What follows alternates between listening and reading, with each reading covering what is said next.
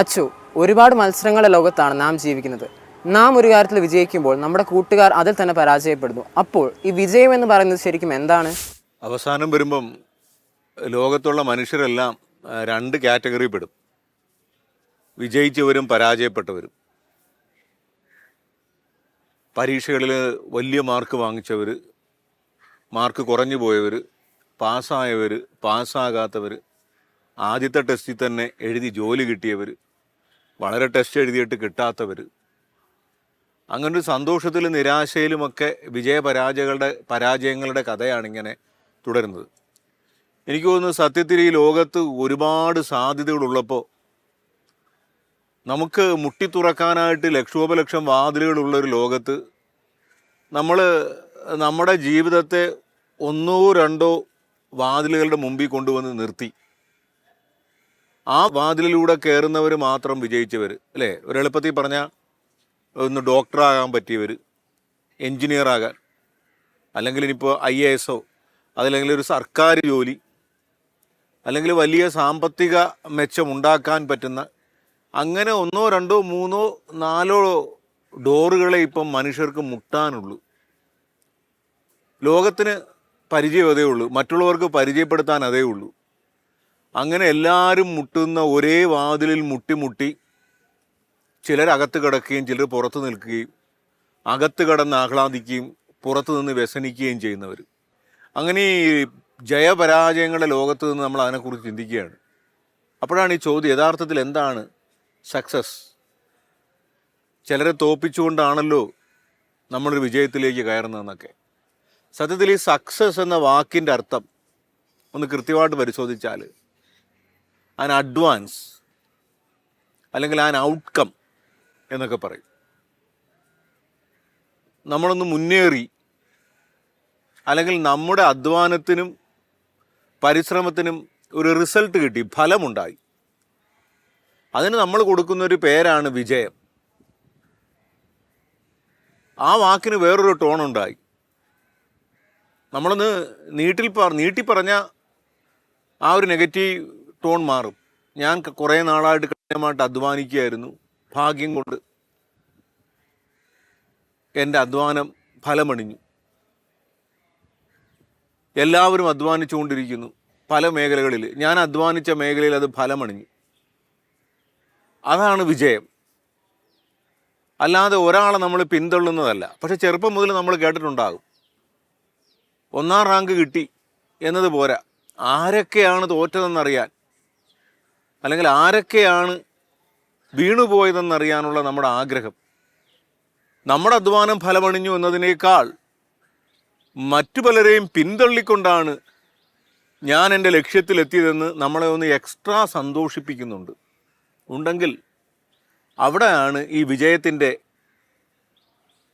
വിജയം നഷ്ടപ്പെട്ടത്, ജയത്തിൻ്റെ വിജയം നഷ്ടപ്പെട്ടത്, അല്ലെങ്കിൽ അതിൻ്റെ മാറ്റ് കുറഞ്ഞു പോയത്. പലരെയും തോൽപ്പിച്ചാണ് ഞാൻ കയറിയത് എന്നൊരു വിചാരം. അങ്ങനെ തോൽപ്പിക്കാനുള്ളൊരു പോരാട്ടമല്ലത്, ഒരു യുദ്ധമല്ല. യുദ്ധത്തിൻ്റെ പ്രത്യേകത എന്താ? യുദ്ധത്തെക്കുറിച്ച് പറയുന്നത് ഒരു യുദ്ധത്തിൽ ആരും ജയിക്കുന്നില്ല എന്നുള്ളത്, അല്ലേ? നമുക്കതിനെ ഒരു തരത്തിലേ കണക്കാക്കാൻ പറ്റൂ. നമ്മളെക്കാൾ കൂടുതൽ ആൾക്കാരെ അപ്പുറത്ത് നമുക്ക് കൊല്ലാൻ കഴിഞ്ഞു, അല്ലെങ്കിൽ അവിടെ മരണപ്പെട്ടതിനേക്കാൾ കുറച്ച് പേരെ മരണപ്പെട്ടുള്ളൂ. അപ്പോൾ അവിടെ വിജയം എന്നൊക്കെ പറയുന്നത് നമ്മുടെ ഒരു ദുർമോഹത്തിൻ്റെ അല്ലെങ്കിൽ ഒരു ഗതികേട് കൊണ്ട് പറയുന്നതാണ്. നമ്മുടെ ഒരു ദുരവസ്ഥ അതാണ്. യുദ്ധം ചെയ്യാതിരിക്കാൻ വയ്യാത്ത അവസ്ഥയിലേക്ക് നമ്മൾ വീണ് കിടക്കുന്നു. ഒരു കലഹത്തിലായി പോകാതിരിക്കാൻ പറ്റുന്നില്ല.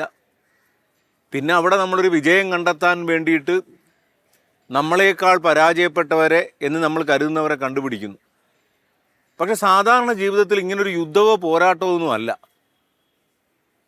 മറിച്ച് എല്ലാവരും ചെറുപ്പം മുതൽ പഠിക്കുന്നു, ഒരു പ്രത്യേക കാര്യത്തിന് വേണ്ടി അധ്വാനിക്കുന്നു.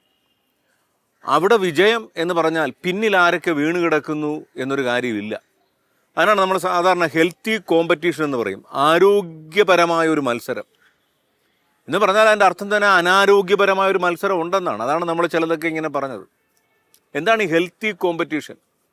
അത് നിങ്ങൾ കുട്ടികൾക്ക് മനസ്സിലാകാൻ വേഗം ഒരു ഈസിയായിട്ടൊരു സിനിമാ കഥയിലൂടെ പറയാം. വിക്രമാദിത്യ. എനിക്ക് തോന്നുന്നു വിക്രം എന്ന ക്യാരക്ടർ ചെയ്തിരിക്കുന്ന ഉണ്ണി മുകുന്ദനും ആദിത്യയാണെന്ന് തോന്നുന്നു, ദുൽഖർ. ഇവരുടെ തമ്മിലുള്ളൊരു കോമ്പറ്റീഷൻ ആ കഥയിലൂടെ പറഞ്ഞു വരുന്നുണ്ട്. രണ്ട് സുഹൃത്തുക്കൾ തമ്മിലുള്ള കോമ്പറ്റീഷൻ. അവർ രണ്ടുപേരുടെയും രണ്ട് ജീവിത സാഹചര്യം. ഒരാൾക്ക് ആ സാഹചര്യത്തിൽ ഇച്ചിരി വളരാൻ എളുപ്പമാണ്, മറ്റേ ആൾ കൂടുതൽ അധ്വാനിക്കേണ്ടി വരും. ഈ ഒരു കോമ്പറ്റീഷൻ നടക്കുന്നു. അതിൻ്റെ ഒരു പശ്ചാത്തലത്തിൽ ഈ വിക്രം രോഗം പിടിപെട്ട് കിടപ്പാണ്. പെട്ടെന്ന് അവൻ വല്ലാതെ ആഹ്ലാദിക്കുക, തീർന്നവൻ്റെ കാര്യം. ഏറ്റവും നിർണായകമായ സമയത്ത് അവൻ പരീക്ഷ എഴുതാനില്ല, അവൻ്റെ അഹങ്കാരം തീർന്നു. പക്ഷേ ഒരു പെൺകുട്ടി അവനെ തിരുത്തുമ്പോൾ അവന് പെട്ടെന്നൊരു ചിന്ത ഉണ്ടായിട്ട് അവൻ തിരിച്ചോടിപ്പോയി കിടക്കയിൽ നിന്ന് തൻ്റെ കൂട്ടുകാരനെ എടുത്തുകൊണ്ട് പോവുക. എന്നിട്ട് പറയാണ്, നീ ഇല്ലാതെ എനിക്ക് എന്ത് ജയം. നമുക്ക് മത്സരിച്ച് ജയിക്കുക എന്നുള്ളതാണ്, ഒരാളെ തോൽപ്പിക്കാനല്ല, ഒരു വെല്ലുവിളി ഏറ്റെടുക്കാനുള്ള ഒരു ധൈര്യം, ആ ചലഞ്ചിലേക്ക് പോകാൻ. എന്നിട്ട് രണ്ടുപേർ ഒരുമിച്ച് പരീക്ഷ എഴുതുന്നു. ഒരാളൊരു വലിയ പോലീസ് ഉദ്യോഗസ്ഥനായി മാറുന്നു.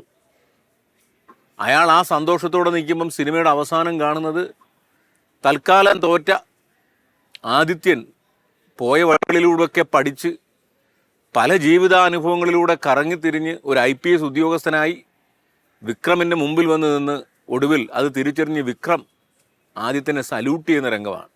അതിലേറ്റവും സിനിമയുടെ ദ വെരി ലാസ്റ്റ് സീൻ, ടെയിലെൻഡ്, കാറിലിരിക്കുന്ന ആദിത്യൻ്റെ അടുത്ത് വന്ന് കൈ കോർത്ത് പിടിച്ചിട്ട് വിക്രം പറയുന്ന, ഈ യാത്ര ഞാനിനിവിടെ ആരംഭിക്കുക, ഇനി നീ എത്തിയിടത്തേക്ക് എത്താനുള്ള എൻ്റെ ഓട്ടം ആരംഭിക്കുന്നു. ഇത് പറഞ്ഞാണ് സിനിമ അവസാനിക്കുന്നത്. ഇതാണ് ഒരു ഹെൽത്തി കോമ്പറ്റീഷൻ എന്ന് പറയുന്നത്. നമുക്കൊരു സാഹചര്യത്തിലൂടെ നമ്മൾ ലക്ഷ്യം നേടിയത് സാധിച്ചെങ്കിൽ മറ്റേയാൾ അതിനകത്തൊട്ടും പരാതിയില്ല, അയാൾക്കതൊരു ചലഞ്ചാണ്. അയാളുടെ ജീവിത വഴികളിലൂടെ അധ്വാനിച്ച് അതിനപ്പുറം കിടക്കും. അത് തിരിച്ചറിയുന്ന ഈ സുഹൃത്തിനും അതൊരു ചലഞ്ചാണ്. ഇനി നിന്നോളമെത്താൻ ഞാൻ ഓടിക്കൊണ്ടിരിക്കും. ഈ ഒരു സ്നേഹം നഷ്ടപ്പെടാത്ത ഒരു കോമ്പറ്റീഷനുണ്ട്, അതിനെയാണ് നമ്മൾ ഫോക്കസ് ചെയ്യേണ്ടത്. ഇപ്പം നമ്മൾ വിജയിച്ചപ്പോൾ ചിലർ പരാജയപ്പെട്ടു എന്നോർത്ത് നമ്മൾ ദുഃഖിക്കുകയോ അല്ലെങ്കിൽ പരാജയപ്പെട്ടവർ തന്നെ ദുഃഖിക്കുകയോ വേണ്ട. പുതിയ അനുഭവ വഴികളിലൂടെ നമ്മൾ അധ്വാനിച്ച് കയറും. ഇതൊരു ചലഞ്ചാണ്. പിന്നെ ഈ വിജയ പരാജയ കഥകളിൽ നമ്മൾ മനസ്സിലാക്കേണ്ടത് ഈ സമൂഹവും നമ്മളോടൊപ്പം നിൽക്കണം. കാരണം ഓരോരുത്തരെയും മനസ്സിലാക്കി അവരുടെ അവസ്ഥകളും അവരുടെ സാഹചര്യങ്ങളും മനസ്സിലാക്കി നമുക്ക് മുട്ടിനോക്കാൻ ഒരുപാട് വാതിലുകളുണ്ട്. നമുക്ക് ആവശ്യമില്ലാത്തൊരു വാതിലിലാണോ നമ്മൾ മുട്ടിക്കൊണ്ടിരിക്കുന്നത്? തുറക്കപ്പെടാത്തൊരു വാതിൽ, അത് തുറന്നിട്ട് എന്ത് കാര്യം? എല്ലാവരും മുട്ടുന്നൊരു വാതിലിൽ മുട്ടുകയാണോ? അതൊക്കെ മനസ്സിലാക്കി നമുക്ക് ഈ വിജയകഥകളുടെയും പരാജയ കഥകളുടെയും മൊത്തം ചരിത്രം ഒന്ന് മാറ്റിക്കുറിക്കാൻ പറ്റും. അപ്പം ഈ വിജയം പരാജയം എന്ന് പറയുന്നൊരു യുദ്ധം കണക്കാരും കാണാതിരിക്കുക എന്നുള്ളതാണ്. നമ്മൾ കാണുന്ന യൂത്ത് ഫെസ്റ്റിവലിൽ, ഇനി ബൈബിൾ കലോത്സവങ്ങളിലൊക്കെ ചിലപ്പം ഇതൊരു യുദ്ധമായി മാറും. എല്ലാ മത്സരത്തിലും ഒരാൾക്കേ ജയിക്കാൻ പറ്റൂ, തോറ്റവർക്ക് സഹിക്കാൻ പറ്റുന്നില്ല, അത് കലഹമായി. അങ്ങനെ ഇതിനെ ഒരു യുദ്ധമാക്കി മാറ്റുന്നതാണ് തെറ്റ്.